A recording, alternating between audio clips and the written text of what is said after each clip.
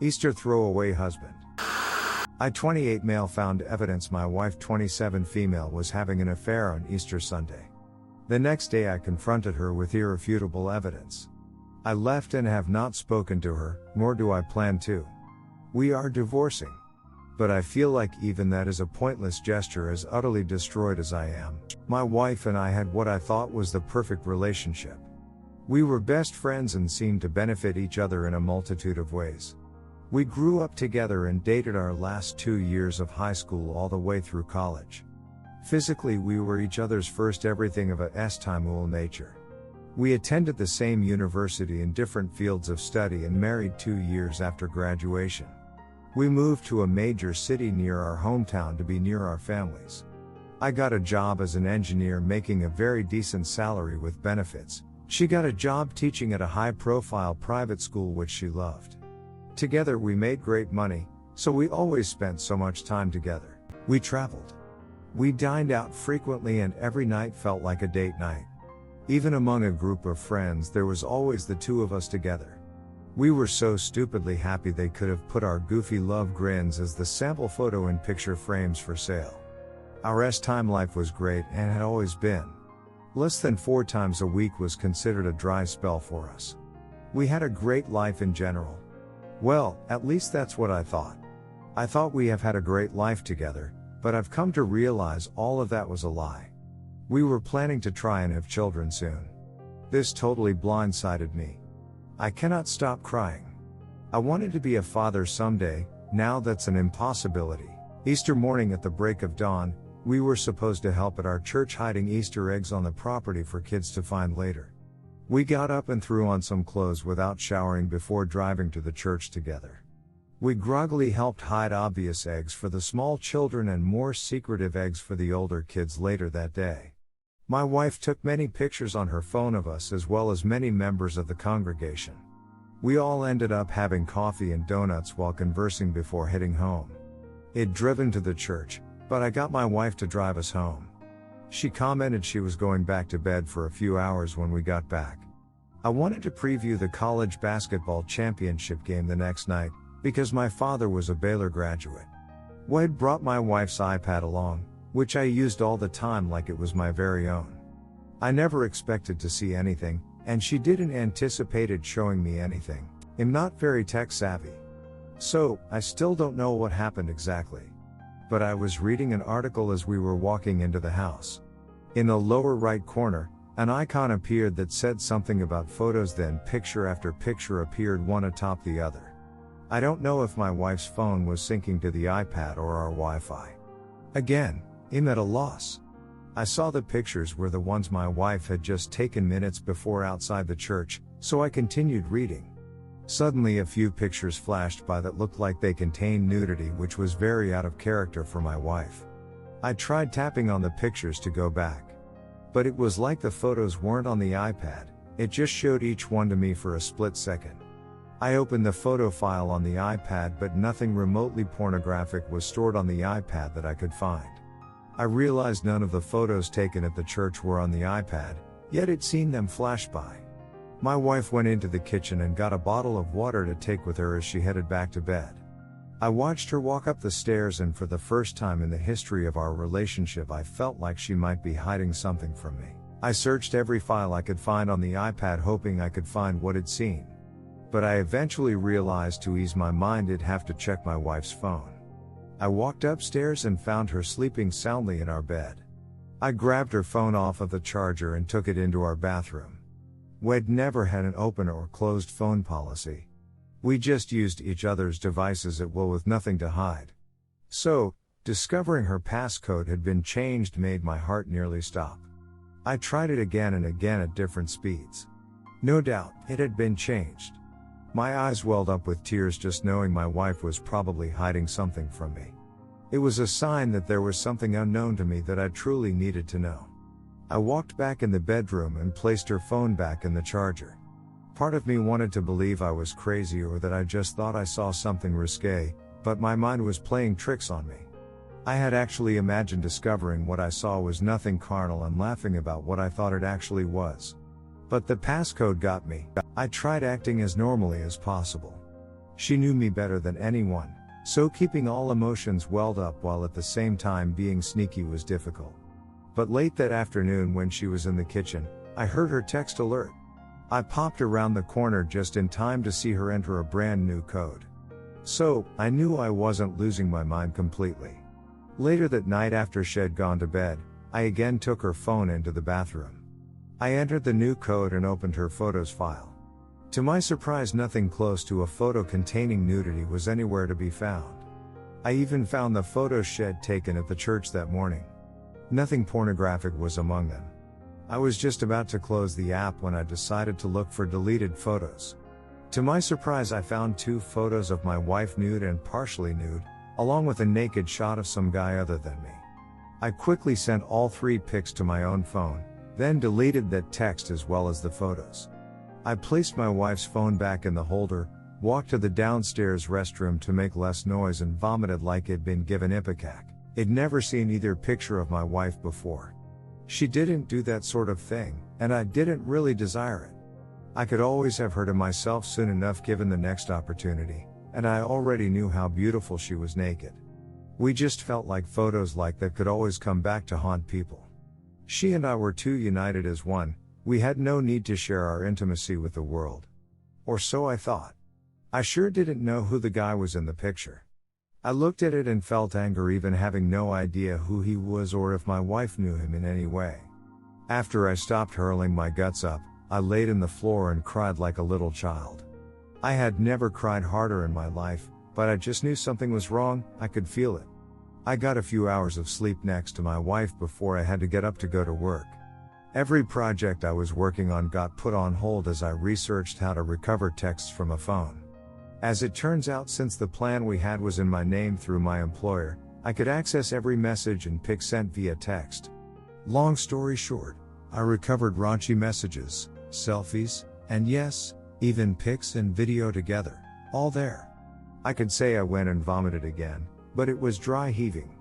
I'd gotten rid of the last thing I could throw up at 2 a.m. I went down to my car and cried so hard I thought my eyes would bleed. I couldn't imagine the nightmare I was living was real. But I knew instantly everything with my wife, my best friend, was over, and every dream I had was gone. I yelled primal screams of rage. I was thankful she wasn't there at my moment of discovery. I didn't know what I was capable of, and I didn't want her to see me like that. I couldn't think what to do, where to go, who to call. I was just in shock, and the person I would have turned to at a time like that was the very person who had destroyed me. I stopped crying and just sat there in a complete daze, unsure what to do, but certain I didn't want to do anything. I knew what had started off as an unproductive morning was certain to be an unproductive day. I went back inside, met with each team member on the company project we were doing, then left work. I didn't even want to look at my wife, so I certainly wasn't going to go by her school to confront her. I just drove around for hours in shock. I went from tears to rage and back again. The evidence was overwhelming and undeniable. I thought of emailing her and both our families all the information it found and then driving my car off a ravine. I truly didn't want to continue living, and I certainly didn't want to deal with the confrontation to end our marriage once and for all. My wife usually got home a few hours from work before I did. So, I parked down the street from her school to see where she went when she got off from work. I had it in my mind from what I'd found she'd probably head to her lover's house for a quickie after work. But she left and went straight home, oblivious I was following her most of the way. I'd printed out pages and pages of texts and pictures at work to show her what I knew. I anticipated confronting her and her denying anything until I showed her proof, leading to much conversation and fighting. I didn't want that. I didn't want to ever lay eyes on her again, talk to her, or be in her presence ever again. Those pictures in particular ended all love I ever had for her in an instant. In fact, in the course of a day I went from loving her more than I knew it possible for a human to love to hating her with every fiber of my being. How she could do to me what she did was mind-boggling. We were done the second she cheated. I was just the last to get the memo. My mind was all over the place. I just wanted to go into the house, pack a bag and leave without seeing her or saying a word if possible. When I walked in the front door, she was sitting on the couch, texting. She may have been texting her mom, her sister, most anyone, but I knew she wasn't texting me. And that day I'd learned the odds were high she was busy doing more things that could cause me more pain. She smiled and noted that I was home from work early. I didn't say a word to her. I just walked down the hall into our bedroom. I got a suitcase out of the closet and began packing clothes for the work week for my stay in a hotel room. She came into the bedroom, saw me packing and asked if I had to go on a sudden business trip. I stopped what I was doing, looked directly at her with a stare of absolute loathing, then continued packing. She walked up to me, asked me what was wrong and placed her hand on my back. I recoiled from her touch like it just had some dead animal carcass filled with maggots touch me. I turned and yelled at her loudly to never touch me again before pushing her away. When she tried to ask what was wrong, I called her a disease-filled W that deserved to have a fiery hot poker inserted into her privates to keep her from procreating. She had the audacity to look shocked and hurt. That's when I pulled out the stack of papers I'd copied, threw them onto the bed, closed my suitcase and began to leave. She sat down to look at the papers. Before I got down the hall, I heard her scream no before breaking down in tears and running to catch me. I made it out the door to my car and threw my suitcase in the back. She managed to make it outside before I pulled off. I extended my middle finger in her direction as I drove away. My phone started going off like a casino slot machine, so I just turned it off. My plan was to completely ghost her and let whatever steps needed to be done for divorce taken care of by my lawyer. I didn't want to know how they met, why it happened and what exactly had occurred between them. She knew damn well infidelity was a deal breaker. Why she was even calling I had no idea but didn't care. I got a motel room about a mile from my job and checked in. I walked to an adjacent restaurant and efforced down some food I didn't want to eat. Back in the room I used the motel phone to call my mom and tell her where I was. She'd been worried as she'd been one of the first people my wife had called after I left. I asked my mom if she'd been told why I left, and she admitted she hadn't. I told her what I'd found, explained we would be divorcing, and I'd be looking for a job in another state, so I never had to run into my SDBXW or any of her family again. I asked her to keep what she knew between her, my dad, and siblings. My mom cried. I mean, I wasn't there to see it, but it sounded like ugly crying and disbelief. But the realization my wife and her family were no longer any part of our lives hurt. I'm sure knowing she'd never hold a grandchild fathered by me hurt a lot too. But she knew how I was raised, so she also knew I was done. I was exhausted after the call with my mom. So, I cried myself to sleep only to be awakened by a knock at the door around midnight. I got up and looked out the peephole to see my SDBXW anxiously waiting for me to open the door. I couldn't grasp how she'd found me, much the less figured out what room I was in. But I did not want to see her or hear her voice. After what she did to me, she lost any right to even look in my general direction. So again, I used the motel phone. But instead of calling my mom, I called the local police. I stayed on the line explaining the situation as they sent 2 officers. I watched as the police removed my SDBXW from in front of the door and led her over to the squad car. Then one officer knocked on the door and I let him into the room. He assured me they wouldn't let my wife in and asked how I wanted them to proceed. I explained I wanted her to leave me alone and I wanted absolutely no contact with her ever again. He and I filled out all the necessary paperwork for a restraining order. He made sure the row was what I wanted since it would limit me from being able to go back to my house on my own to get things without police escort. I told him I never wanted to enter that house again, I was done with her and she could have it and the rest of our belongings. He got her to sign the row. I watched her and the cops drive away, then went back to bed for a few hours. I made it to work the next day. Everyone asked how I was feeling since they all thought I left due to being ill. I told them I still felt a bit under the weather and told them I'd be working in my office all day just in case what I had was contagious. I called my boss and asked him for a good time to meet in my office. 15 minutes later he was sitting across from me. I'm sure he was there to get an update on the project my team was working on. When I explained the previous day I'd discovered my wife had been cheating, he seemed almost as shocked as I was. I didn't begin to mention I'd soon be looking for another job out of state. But I did convey there was no chance of reconciliation, and as far as I was concerned, my wife was dead to me. It was all I could do to maintain composure and not cry. But I explained to my boss that I planned to dive into my work to distract me from my personal life. I explained at that moment I need the actual work far more than I needed the paycheck which came with it. He assured me I could work as much as I wanted and even crash in my office when needed. I thanked him for his kindness before asking him to keep everything between us until word leaked out. After work that day, I went by my parents' house for dinner. They had all my siblings and their spouses over as well. My parents called me aside as dinner was ending and suggested I let everyone there know what had happened and was about to happen. There were still a few people eating when I began to talk. But the news sort of ruined everyone's appetites. They all were as shocked and enraged as I had been. 2 of my siblings had gotten calls from my ex when I left and had felt sorry for her. Both wished they'd known what was going down so they could have given her a piece of their minds. I assured them and the rest of my family I just wanted my wife, and anyone related to her, ignored, blocked from contact and ostracized.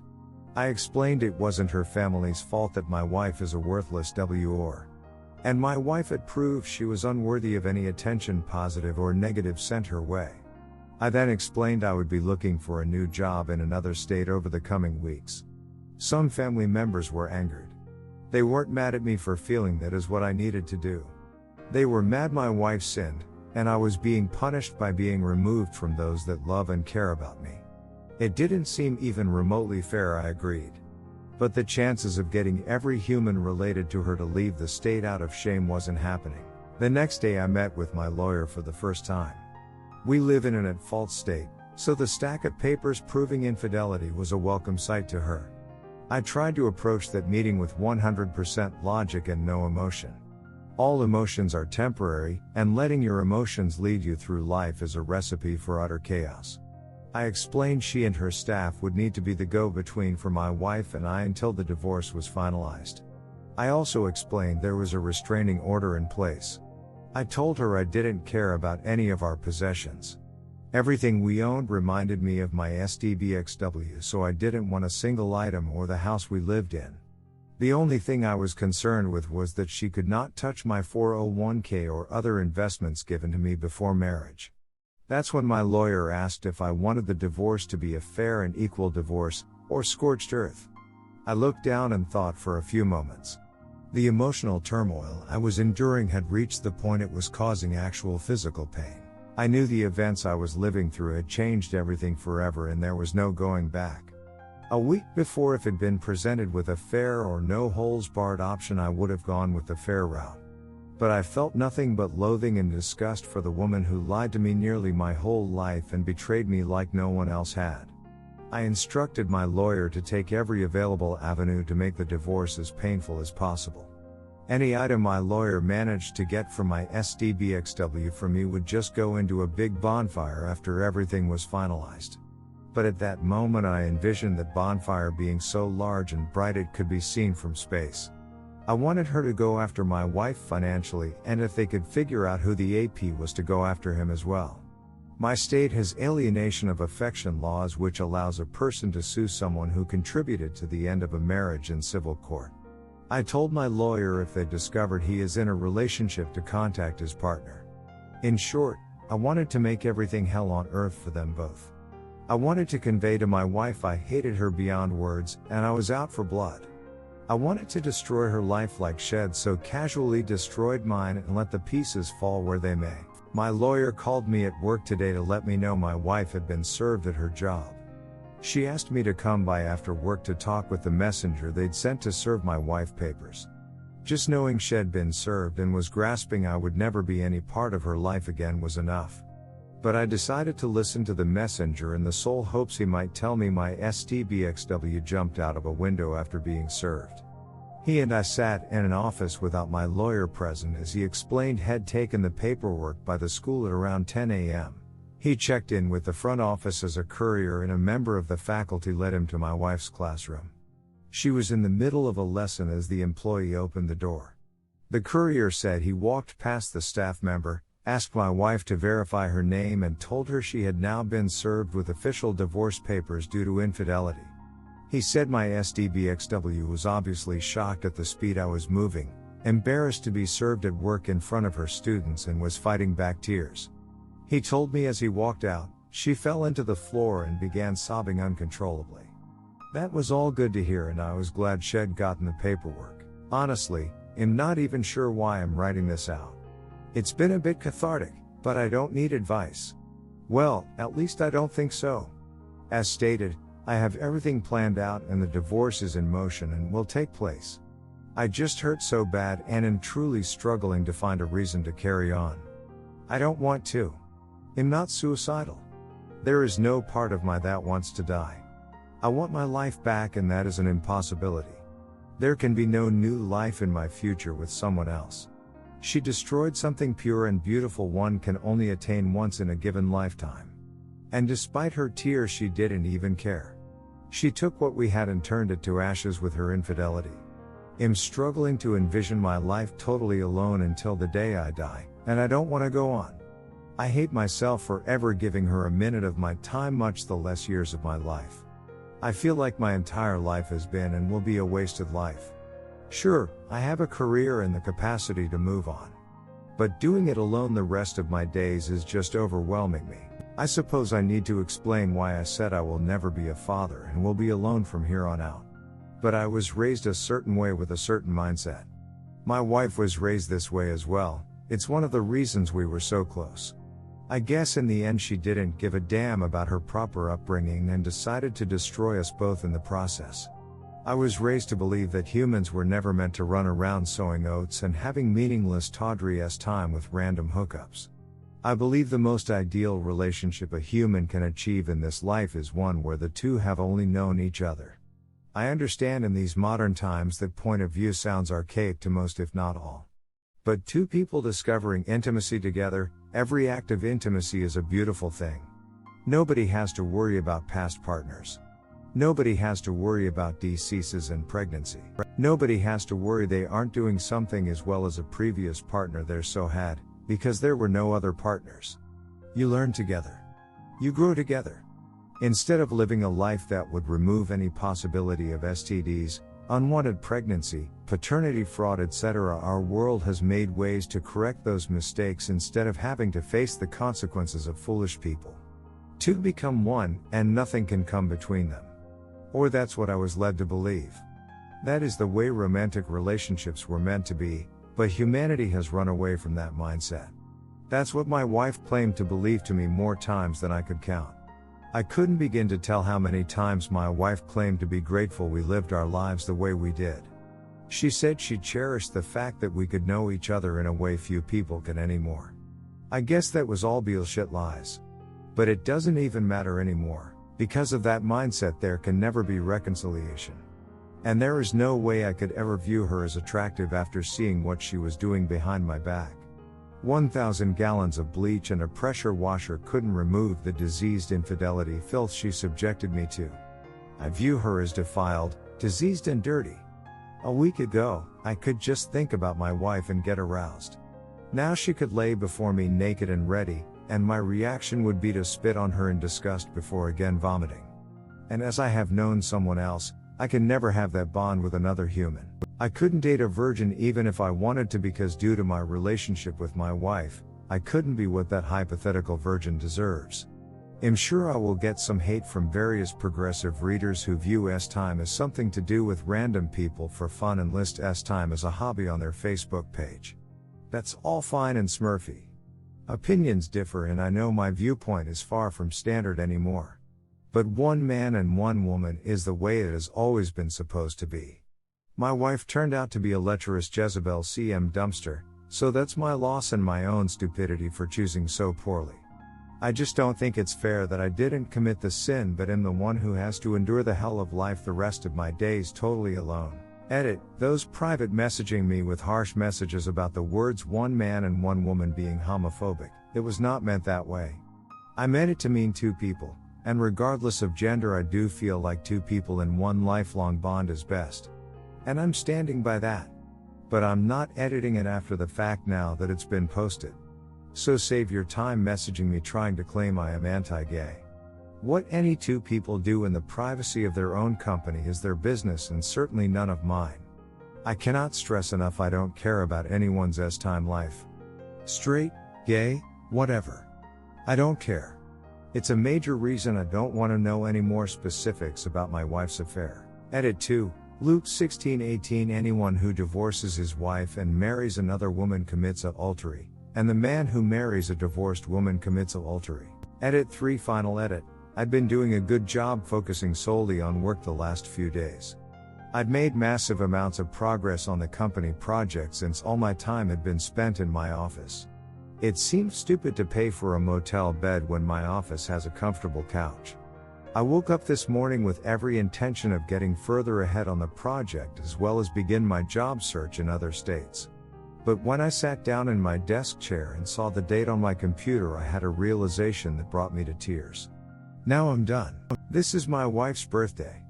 Obviously I had zero plans to send her any well wishes. But it made me consider something I hadn't. That date will always belong to her, at least in my mind. It was bad enough thinking about upcoming holidays making me flash back to happier times when I had someone. I think I could always ignore those days and just work. But today's date will always bring her to mind. No matter what I do or where I go, I cannot get away from that. Moving away and avoiding her doesn't really remove her from my life, because she was my life. I want to erase every memory of her in my mind. I want to forget I ever knew her. What were cherished memories just 1 week ago are now nothing but bitter memories of lies and deception. I can't endure that. I just can't. It's amazing how quickly life can just flip the script on you and destroy your entire world overnight. Obviously from the comments I got, many loathe me, my views, my beliefs. I'm actually fine with that. I'm honestly not usually one to use language and terms I used in my post.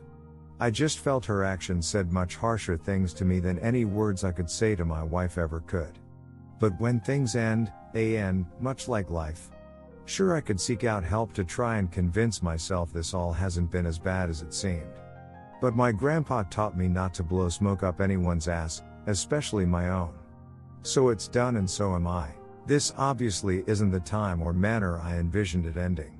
But sometimes this life can be too cruel to continue. God bless you each and every one. May you know peace in this life. I would not wish love upon anyone. Even my worst enemy.